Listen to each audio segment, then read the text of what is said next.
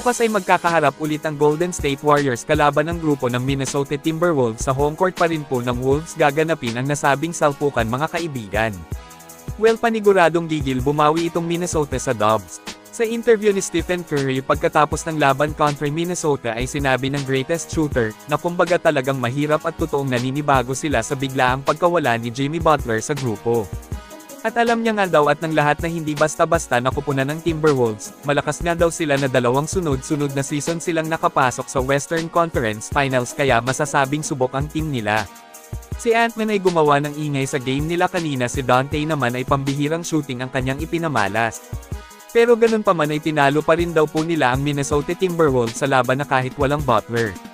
Ibig sabihin at base na rin sa sinabi dito ni Steph na hindi pa rin basta-basta ang team nila ngayon kasi punto niya kayang-kaya pa rin nilang dumurog ng malakas na kupunan. Dagdag pa ni Curry yung ginawang pagtambak nila sa Wolves ay gagawin nila ulit yun bukas. So kabang-abang ang magiging bakbakan na naman ng dalawang team na ito kung saan napakadehado ang GSW kasi wala ng Jimmy, at magiging out rin pareho sina Al Horford at DeAnthony Melton kasi hindi pwede ng back-to-back games.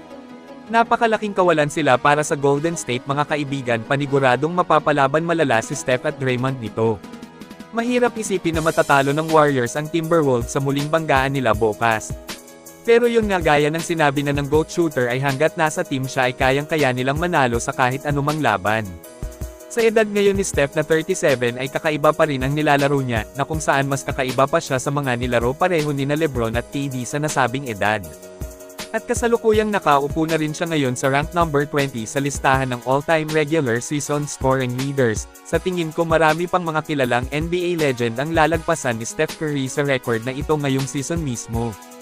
Ibang klase pa rin nga naman talaga ngayon ang mga nilalaro niya, hindi ito bastang hype kasi kita naman natin at siya lang din naman ang pinangalanan ng isa sa all-star starter sa papalapit na all-star game this season. Well, sino kaya kina Ant-Man at Curry ang mananalo sa kanilang bakbakan bukas? I-comment lang po yan sa ibaba at akin pong babasahin yan.